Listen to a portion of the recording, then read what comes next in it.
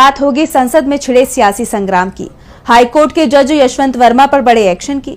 देखेंगे bulldozer action पर court से क्यों लगी बीजेपी सरकार को फटकार। कुणाल कामरा की टिप्पणी पर शिंदे ने दिया क्या रिएक्शन।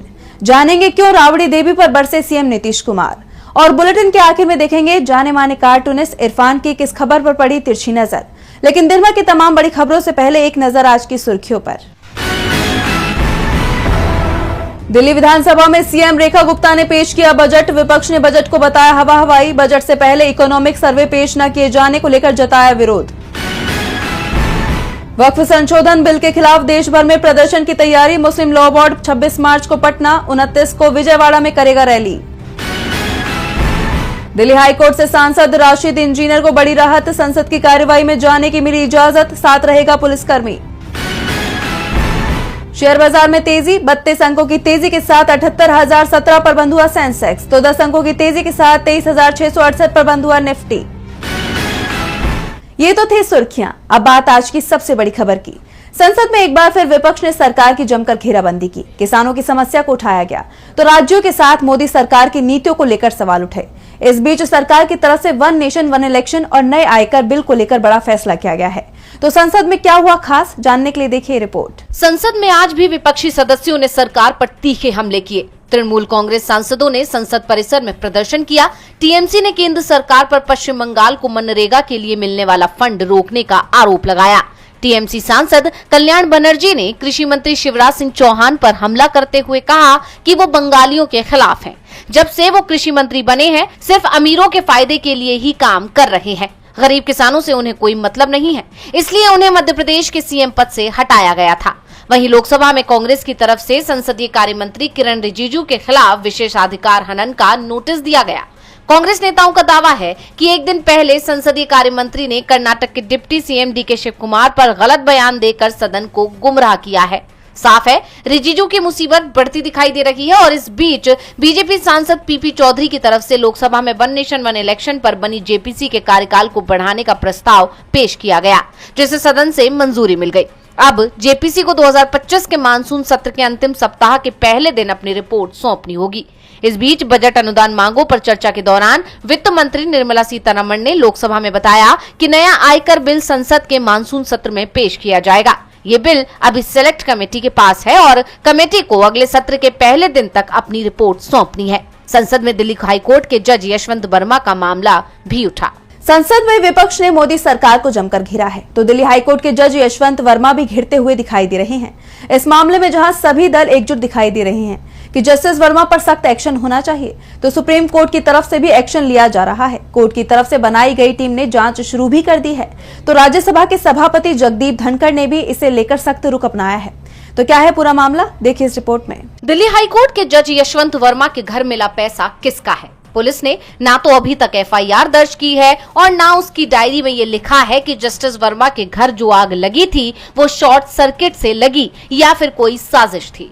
जस्टिस वर्मा दावा कर रहे हैं कि उन्हें पैसे की जानकारी नहीं थी, तो पुलिस भी इसकी जानकारी जुटाने की कोशिश नहीं कर रही है। इस मामले में सुप्रीम कोर्ट ने जस्टिस वर्मा को दिल्ली हाई कोर्ट से हटाकर इलाहाबाद हाई कोर्ट भेजने की सिफारिश केंद्र से कर दी। वैसे सुप्रीम कोर्ट के इस कदम को लेकर इलाहाबाद हाई कोर्ट में विरोध तेज हो गया है।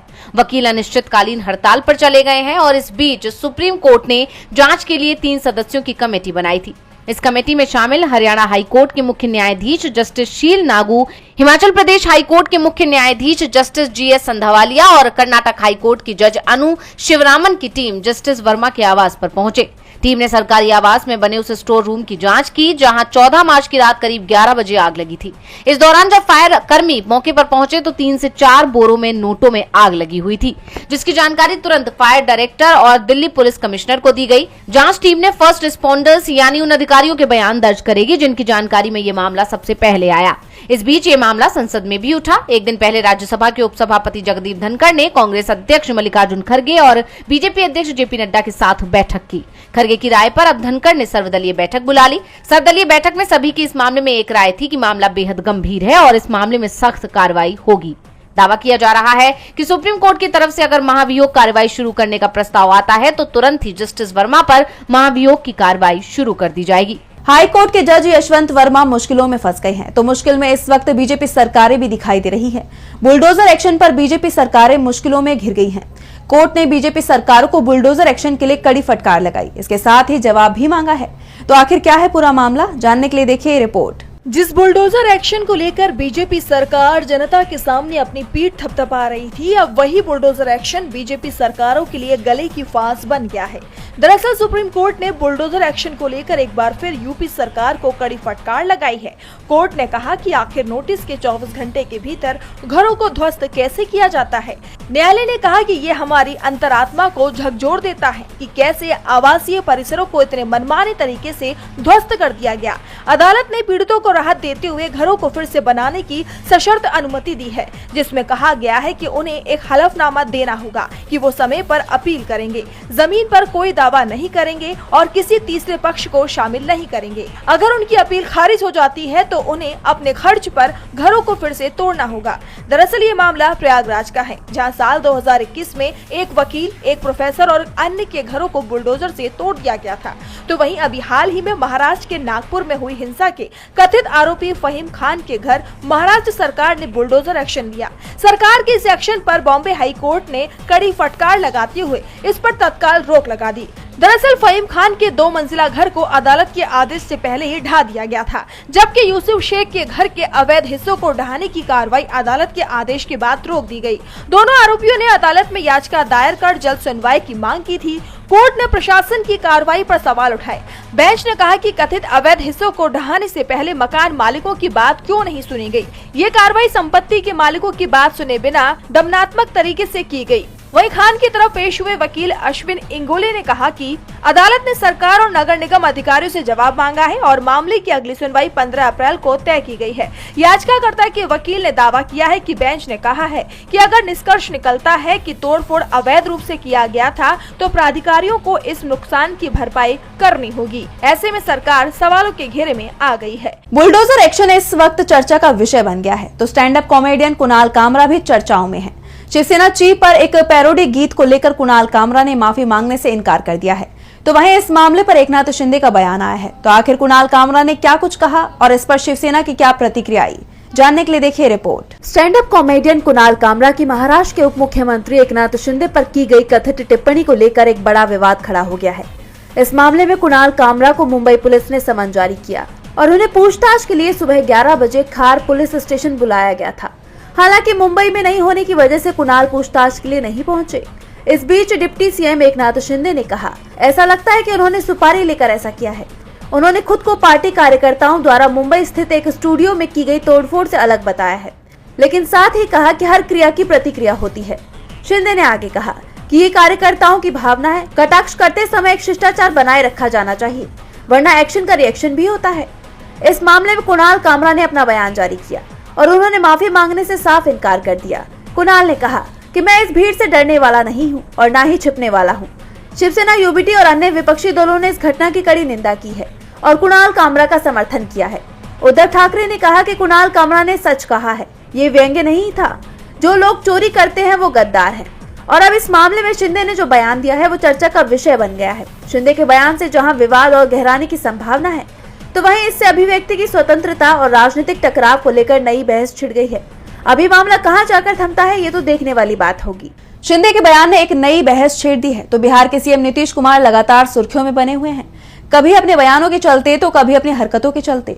और अब उन्होंने एक बार फिर विधान परिषद में ऐसा कुछ कह दिया, जिसके बाद से कहा जा रहा है कि अपनी और अपनी पार्टी के खिलाफ हो रही साजिश को देख वो बौखला गए हैं और ये बयान उनकी बौखलाहट का ही नतीजा है। तो अब ऐसा क्या कुछ बोल गए नीतीश कुमार, देखिए इस रिपोर्ट में। बिहार में इस साल के आखिर में विधानसभा चुनाव होने हैं। ऐसे में राज्य की सियासत पर सभी की निगाहें टिकी हुई हैं।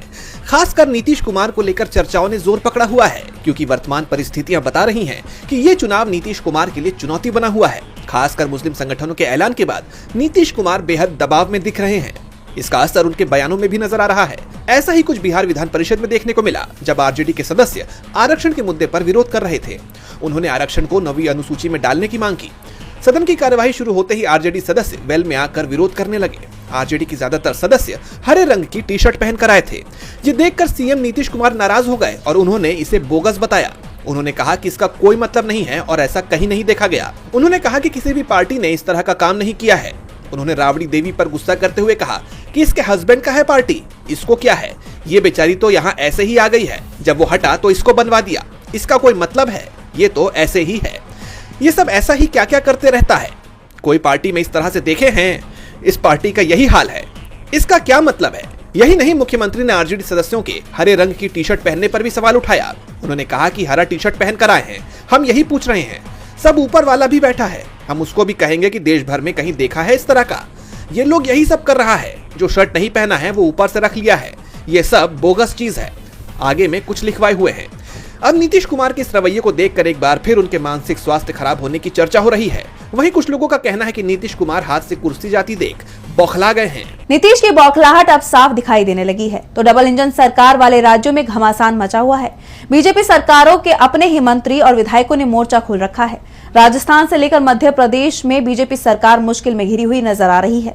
आखिर क्या है पूरा मामला और क्यों अपनों के निशाने पर आई बीजेपी सरकारें? जानने के लिए देखिए रिपोर्ट। सरकार की नीतियों का विरोध विपक्ष तो करता ही है, लेकिन सरकार के लिए मुश्किल तब ज्यादा बढ़ जाती है जब उसका विरोध उसके अपने ही करने लगते हैं। ऐसा ही कुछ इस समय मध्य प्रदेश और राजस्थान में देखने को मिल रहा है। मध्य प्रदेश में जहां मंत्री ने अपनी सरकार के खिलाफ मोर्चा खोल दिया है, तो वहीं राजस्थान में विधायक अपनी सरकार के फैसले के खिलाफ खड़े हो गए हैं। मध्य प्रदेश सरकार में ऊर्जा मंत्री प्रद्युम्न सिंह तोमर ने सरकार की औद्योगिक व्यवस्था पर सवाल खड़े किए हैं। मंत्री ने ग्वालियर में उद्योगों की कमी को लेकर नाराजगी जताई और कहा कि मैंने सिंधिया से कहा है कि ग्वालियर में उद्योग फिर से स्थापित हों। इसके लिए प्रधानमंत्री नरेंद्र मोदी और मुख्यमंत्री डॉक्टर मोहन यादव से मिले और हमें भी साथ ले चले। ग्वालियर को औद्योगिक नगरी बनाने के लिए काम करना होगा। ग्वालियर को जितने उद्योग मिलने चाहिए उतने नहीं मिल रहे हैं। वहीं राजस्थान में भजनलाल सरकार कोचिंग रेगुलेशन बिल लाना चाह रही है, लेकिन विधानसभा में बीजेपी विधायक ही इस बिल के विरोध में खुलकर उतर आए हैं। बीजेपी विधायक कालीचरण सराफ ने इस बिल को प्रवर समिति के पास भेजने की मांग की। सराफ ने कोचिंग बिल पर निशाना साधते हुए कहा कि अगर ये बिल पास हुआ तो प्रदेश में अफसरशाही हावी हो जाएगी। उन्होंने सरकार से कहा कि इस बिल को जल्दबाजी में लागू मत कीजिए, इससे हजारों शिक्षक बेरोजगार हो जाएंगे। बीजेपी विधायकों के हंगामे के बाद कोचिंग रेगुलेशन बिल अधर में अटक गया और इसे सिलेक्ट कमेटी को भेज दिया गया है। वहीं विधानसभा की कार्यवाही को हंगामे के चलते अनिश्चितकाल के लिए स्थगित कर दिया गया है। यानी बीजेपी शासित राज्यों में बवाल मचा हुआ है। अब देखना होगा कि ये विवाद शांत हो पाएगा या फिर नहीं। बीजेपी शासित राज्यों में पार्टी के विधायक और मंत्रियों की नाराजगी के संकेत दिखाई दे रहे हैं। तो भारत और अमेरिका के बीच चल रहे टैरिफ विवाद का हल निकलने के भी संकेत मिलने लगे हैं। अमेरिका का प्रतिनिधिमंडल 4 दिन के भारत दौरे पर आया हुआ है। इसमें यूएस ट्रेड रिप्रेजेंटेटिव ब्रेदन लेंच शामिल हैं। ये दौरा ट्रंप के रेसिप्रोकल टैरिफ के ऐलान के बीच हो रहा है, जिससे भारत के निर्यात पर असर पड़ सकता है। GTRI ने इसे लेकर भारत को सतर्क रहने की सलाह दी है। देखिए रिपोर्ट। भारत ने अमेरिकी उत्पादों पर टैरिफ घटाने का संकेत दिया है, जिसके बाद 25 मार्च को एक अमेरिकी प्रतिनिधिमंडल भारत का दौरा करने पहुंचा। इसमें यूएस ट्रेड रिप्रेजेंटेटिव ब्रेदन लेंच जैसे बड़े अधिकारी शामिल हैं। ये दौरा तब हो रहा है जब अमेरिकी राष्ट्रपति ट्रंप ने 2 अप्रैल से रेसिप्रोकल टैरिफ लगाने की घोषणा की है। इससे भारत के कृषि उत्पाद, मीट, ऑटोमोबाइल, हीरे, सोना, रसायन और दवाओं पर 8 से 33% तक टैरिफ बढ़ने का खतरा है। हालांकि ग्लोबल ट्रेड रिसर्च इनिशिएटिव ने भारत को सावधान रहने की सलाह दी है। GTRI का कहना है कि अमेरिका में फास्ट ट्रैक ट्रेड अथॉरिटी नहीं होने से समझौतों में बदलाव का जोखिम है। अमेरिका हस्ताक्षर के बाद भी दोबारा बातचीत कर सकता है, जिससे भारत से कानूनी और नीतिगत बदलाव की मांग हो सकती है। इससे भारत की संप्रभुता प्रभावित हो सकती है। GTRI के संस्थापक अजय श्रीवास्तव ने कहा कि इस समझौते के लिए कूटनीति के साथ साथ अमेरिकी व्यापार नीति की कमियों को समझना जरूरी है। ये दौरा दोनों देशों के बीच व्यापार को बढ़ाने का मौका दे सकता है, लेकिन भारत को अपने हितों की रक्षा के लिए सतर्क रहना होगा। ये चर्चा आने वाले दिनों में और तेज होने की उम्मीद है। और बुलेटिन के आखिर में देखेंगे जाने माने कार्टूनिस्ट इरफान की किस खबर पर पड़ी तिरछी नजर।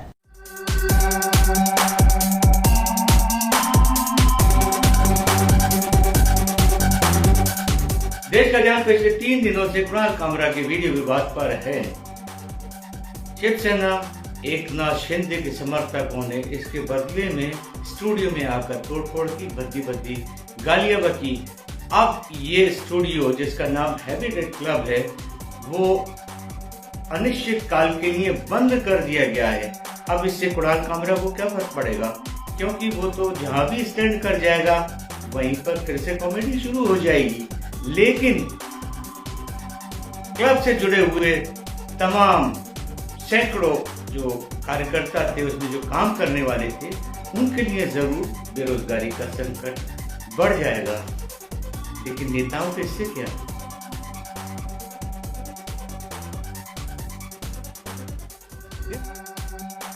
आज सोशल मीडिया से लेकर आपके चलते फिरते जीवन में भी पत्रकारिता के बुरे दौर की चर्चा होती है, क्योंकि जिन लोगों पर सूचना देने की जिम्मेदारी है वो आपके लिए नहीं बल्कि कॉरपोरेट और सरकारों को फायदा पहुंचाने में लग गए हैं। विज्ञापन मॉडल को खारिज कर आप इस बीमारी को दूर कर सकते हैं और अपने नारे को बुलंद कीजिए।